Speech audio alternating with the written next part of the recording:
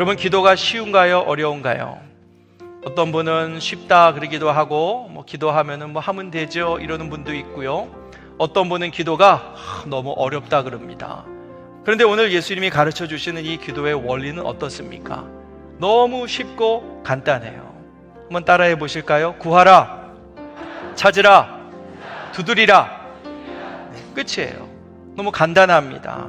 여러분, 진짜 진리라고 하는 것은 이처럼 어려운 게 아닙니다. 사실 진짜 진리는 아주 쉽고 간단하고 분명한 거예요.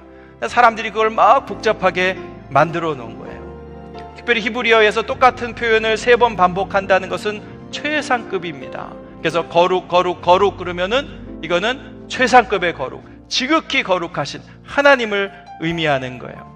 그래서 이것도 똑같아요. 구하고 찾고 두드리라 라고 하는 말은 바꿔 말하면은 구하고 또 구하라 라고 바꿔 읽어도 무방한 거예요. 이것을 좀 우리가 또 반대로 자세하게 구분을 해보자면은요, 구하라 라고 하는 것은 자신의 결핍을 깨닫고 겸손한 마음으로 하나님께 은혜를 구하는 것을 말합니다. 다음으로 찾으라 라고 하는 것은요, 하나님께 구하는 것으로 그치지 않고 그것을 얻기 위해서 노력하는 것을 말하는 거예요. 마지막으로 두드리라 라고 하는 것은 내가 구하고 찾는 것이 이루어질 때까지 바라고 인내하고 기다리는 것을 말하는 거예요. 이게 우리가 기도할 때 가져야 되는 마음입니다.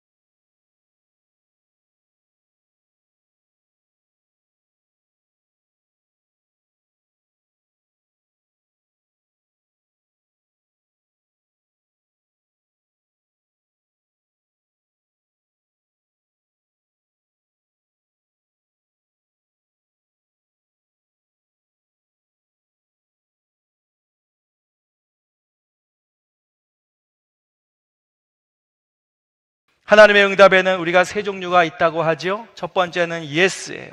우리가 간구하는 것에 대해서 그것이 하나님의 뜻과 일치할 때에는 하나님이 그것을 그대로 응답해 주십니다. 또 wait, 기다려라 라고 하는 응답도 있어요. 하나님이 우리의 간구를 들어주시지만 아직은 때가 아니다. 조금 더 기다려라. 우리는 이것이 당장 이루어지기를 바라지만 하나님은 지금보다 더 좋은 때, 가장 좋은 때, 완벽한 때에 완벽한 방법으로 우리의 기도를 응답해 주시는 거예요. 세 번째는 no도 있습니다. 아니다. 이건 무조건 안 된다라는 뜻이 아니라 우리가 간구한 것과는 다른 응답, 사실은 더 좋은 응답을 우리에게 주시는 거예요. 오늘 예수님의 말씀을 조금 바꾸자면은 만약에 자식이 뱀을 달라 하는데 뱀을 주는 거는 좋은 응답이 아니죠. 달라는 대로 다 들어주는 것이 오히려 그 아이에게는 해롭고 위험한 거예요.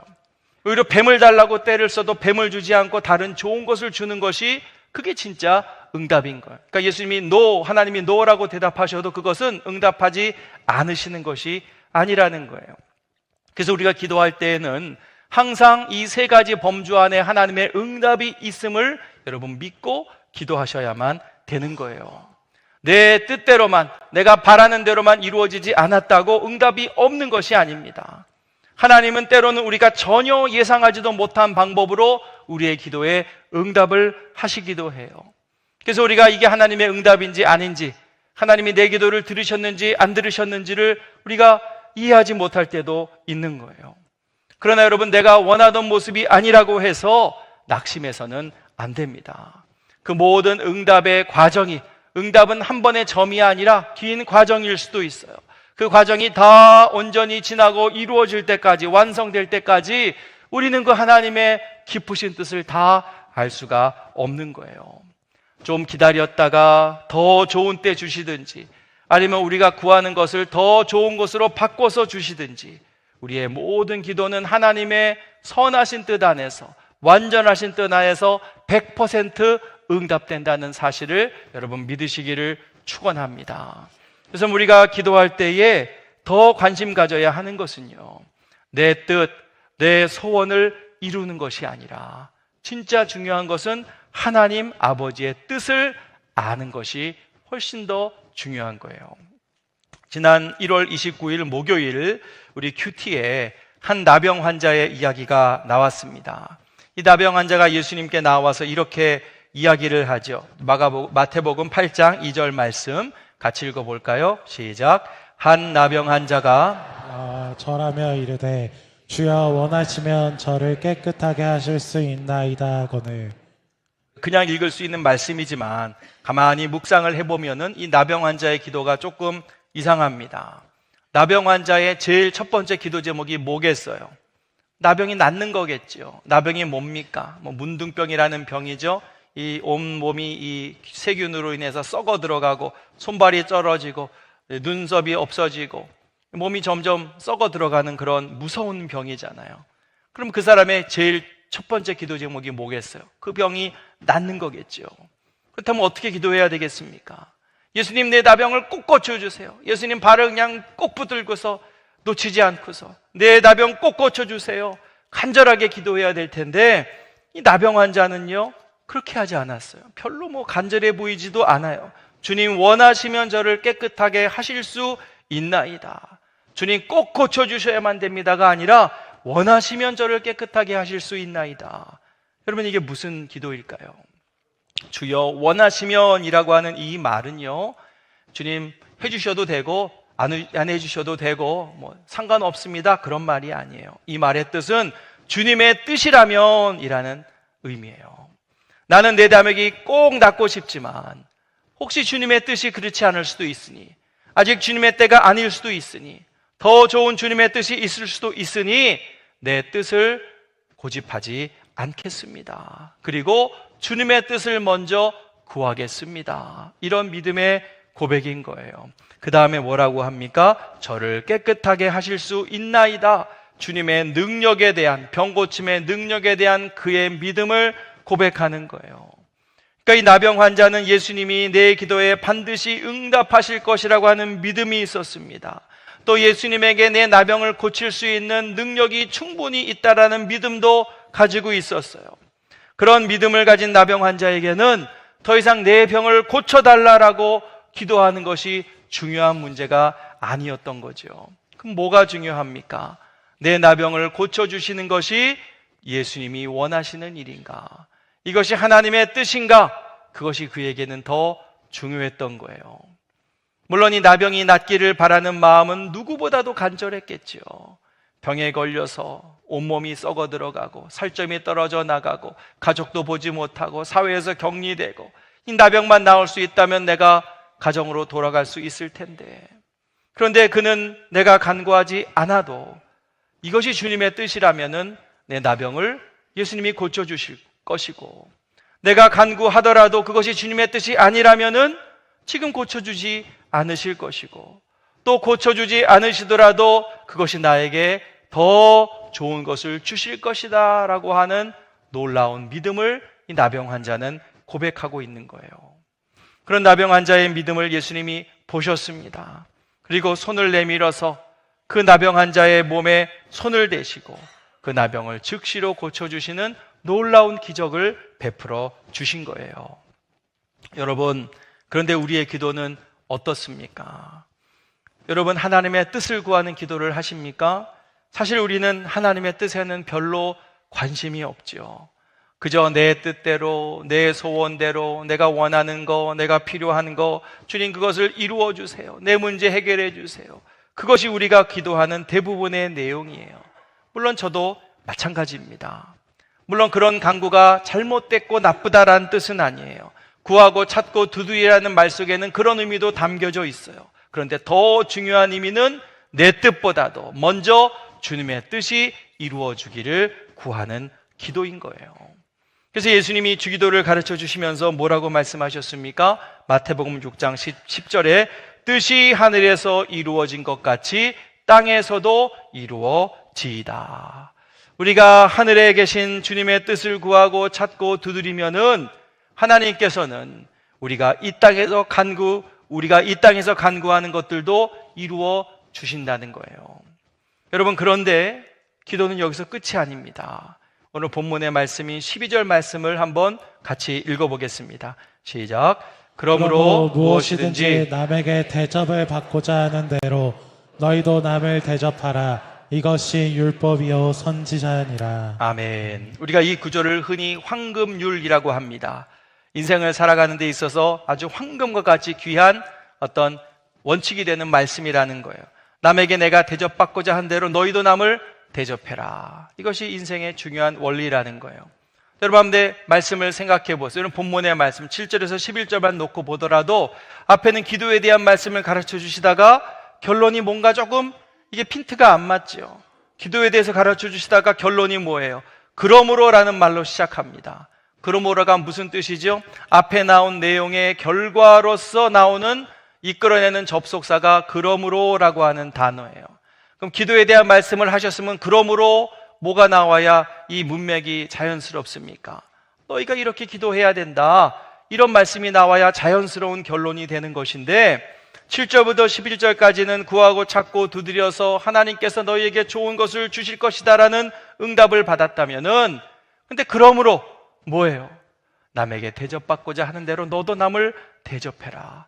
우리가 어떻게 살아야 될까를 예수님이 가르쳐 주시는 거예요. 기도의 진짜 결론은 무엇인가? 무엇이든지 남에게 대접받고자 한 대로 너희도 남을 대접하는 것이 우리의 기도의 결론이 되어야 한다는 거예요. 우리는 흔히 기도를 내 필요를 채우고 내 문제를 해결받는 수단으로만 생각합니다. 근데 예수님은 기도를 거기서 끝나면 안 되고 이웃을 향한 사랑으로까지 연결되어져야 한다라는 말씀이에요. 왜 그렇습니까? 우리가 기도를 통하여 하나님께 받은 대접이 너무 크기 때문이에요. 우리는 그것을 은혜라고 부릅니다. 본래 죄로 인하여 죽을 수밖에 없는 죄인들이었지만 하나님께서 독생자 예수 그리스도를 내어주시면서까지 우리를 하나님의 자녀 삼아 주셨어요. 또 우리가 하나님의 자녀로서 구하고 찾고 두드릴 때마다 하나님은 우리의 삶에 가장 좋은 때에 가장 좋은 것을 채워주셨어요. 여러분, 기도의 목적은요, 내가 부자가 되고 내가 건강해지고 내가 문제가 없고 내가 편안하게 사는 것이 기도의 목적이 아닙니다. 기도의 진짜 목적은 하나님이 나에게 주시는 그 좋은 것들, 하나님이 내 삶에 베풀어 주시는 그 좋은 것들을 내 삶에 가득 채워서 그 풍성함을 가지고 이제 땅에 있는 이웃들의 필요를 채워주는 데까지 나가는 것이 진짜 기도의 목적인 거예요. 그것이 기도의 진정한 완성인 거예요.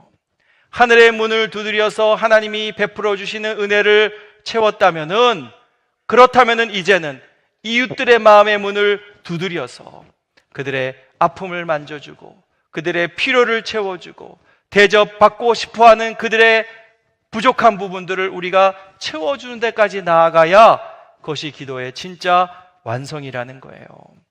내가 배고프면은 누가 나를 위해서 밥을 사주면은 좋겠죠? 그런 대접받으면 좋겠죠? 그런 마음을 가지고 배고파하는 이웃들에게 내가 대접을 하라는 거예요. 내가 외로우면은 누가 내 친구가 되어주면 좋겠죠? 말동무가 되어주면 좋겠죠? 그러면은 그 마음을 가지고 외로워하는 이웃을 찾아가서 손을 잡아주라는 거예요.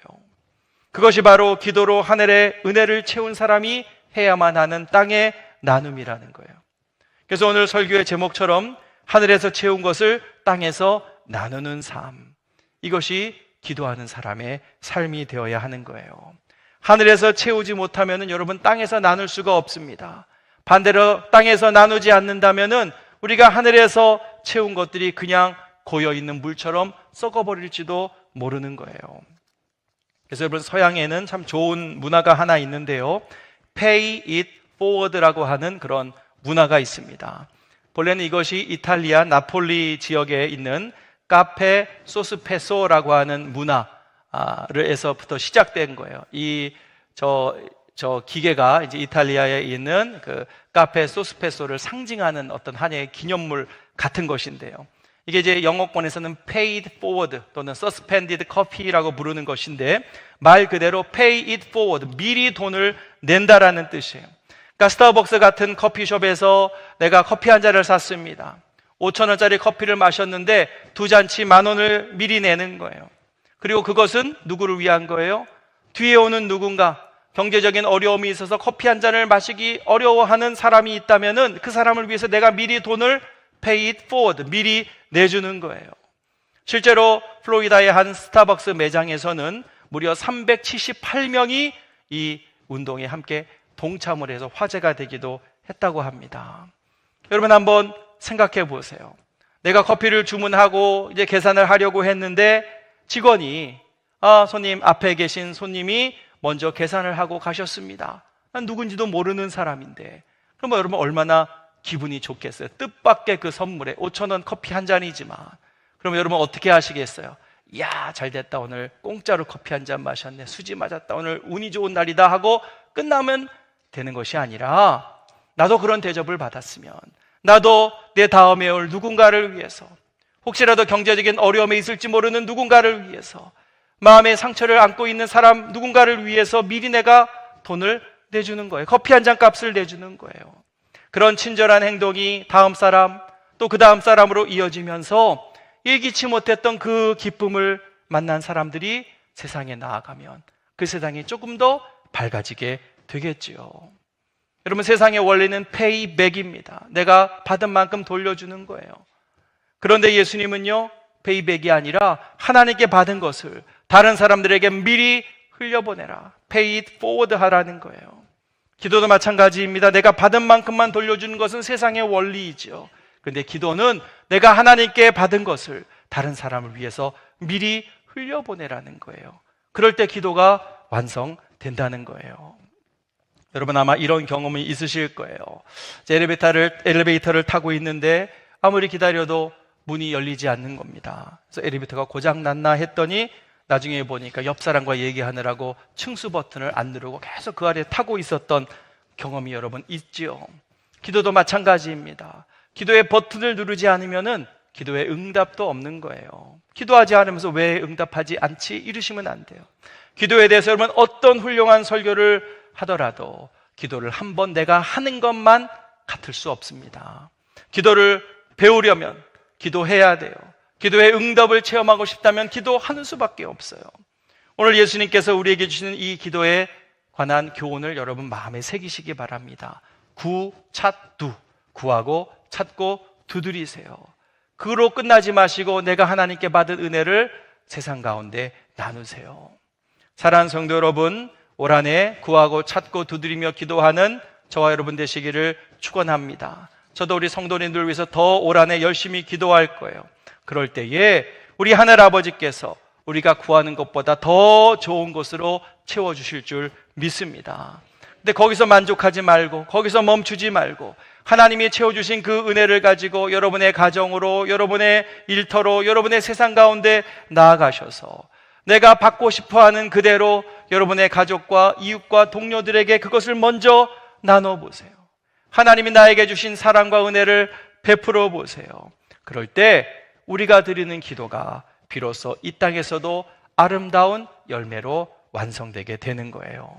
그래서 올 한 해 구하고 찾고 두드리는 기도를 통해서 하늘에서 채우고 땅에서 나누는 삶을 살아가는 기쁨교회 모든 성도님들 되시기를 주님의 이름으로 축원합니다.